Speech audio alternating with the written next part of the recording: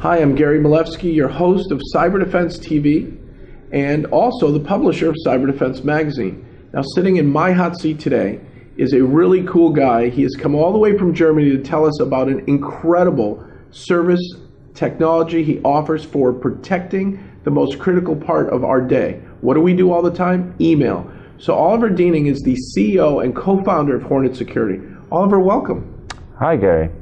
Good to be here. Email. I mean, everybody, whenever there's a hacker and an exploit, I hear somebody clicked a link, somebody got a remote access Trojan. How did it happen? It happened in email.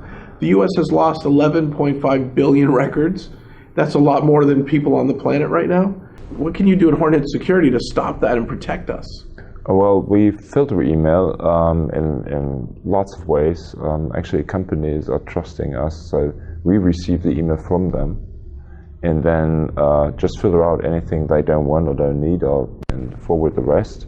They still have access to everything if they want, but they won't get the threats, the links that are dangerous, the dangerous attachments, ransomware, things like that. That's what we do. You're saying you scrub and clean all the emails, so when it arrives on my desk, it's either something I really want to read or I don't see it at all? Yeah, you would be able to see it because a lot of what we filter out is quarantined.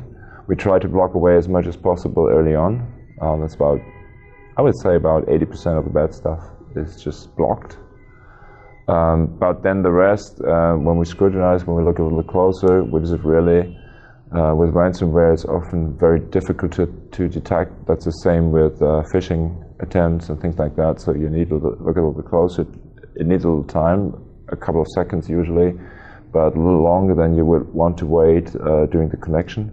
So that's why we take it on, and then when we later realize, okay, this is a threat, or this is actually spam, or this is an info mail that the customer doesn't want to get right away, then we put it in a quarantine, and the quarantine is available to all users. So they will be able to access it. So you can take a look, and you might even learn, right? Because a lot of people don't understand what was bad.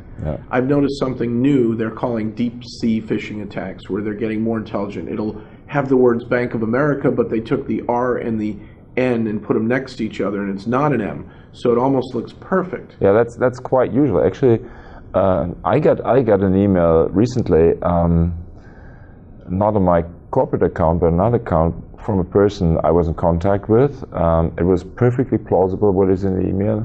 The text was perfectly plausible, so I thought, okay, it's this. Let's look a little closer. I clicked the link. Well, I didn't do it on my PC. I did it on an iPad, which is a little more secure because you have a sandbox in there. And then they asked me for a password and said, okay, well, to download the document. And then I started thinking, this is strange, right?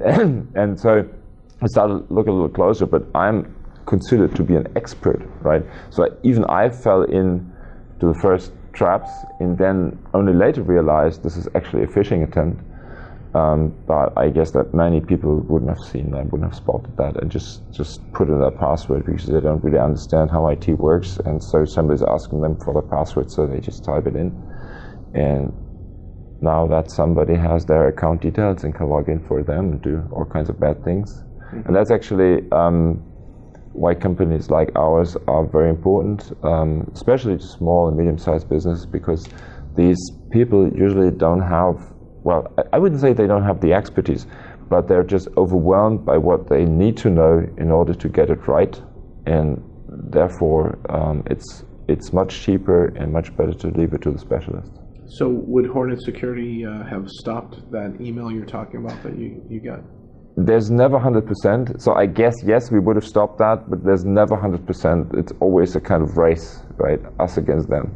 So every day you're updating your system to deal with new forms. Every second. Yeah, there are automated rules based on artificial intelligence to things that create new rules, things where we have heuristic rules, finding out what's going on. But there are also people, analysts, looking at the traffic and the bad things to add more rules, twist the rules that are no longer good enough, or that no longer work because the threat has changed, and if you just keep adding more rules, then at the end it will stop working because it will take too long, obviously. And you're saying you do it in a couple seconds? Yeah, all the time, around the clock. It's done all the time. So as we speak, we have added some rules. Is this all around the globe? Where are you located in your service that you provide, and who can sign up for Hornetsecurity? Anybody can sign up. We have customers, well, obviously in Germany, we're a German company, but we have customers in Malaysia, in the UK, we even have customers in Africa, but we also have a lot of customers in the United States. And you have a U.S. office too? We have a U.S. office in Pittsburgh, Pennsylvania. We have a U.S. data center in Virginia. Actually two, because everything is redundant. We have, I think we have, let me think, 5, 6, 7, I think we might have 8 data centers by now around the world. Australia, wow. Should mention Australia. So pretty much you've spent millions of dollars in investment. You're not off on Amazon's cloud. You've got your own co-located Hornetsecurity email cleaning, scrubbing, protecting system, and that investment an SMB can afford to use.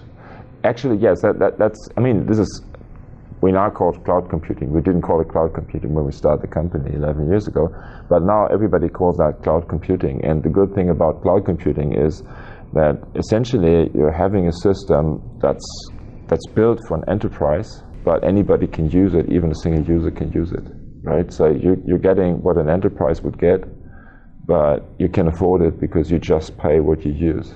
Is there anything new and innovative happening in your space? I've heard Microsoft is trying to take over everyone's email by offering, hosted Office 365, and they claim they have their own security, but everything gets past it. Are you involved in helping improve that kind of environment? Yes, we have an offering. It's called 365 Total Protection that adds a security level or security layer to Office 365 email. Yes, Microsoft. Obviously, I mean, they're a big company.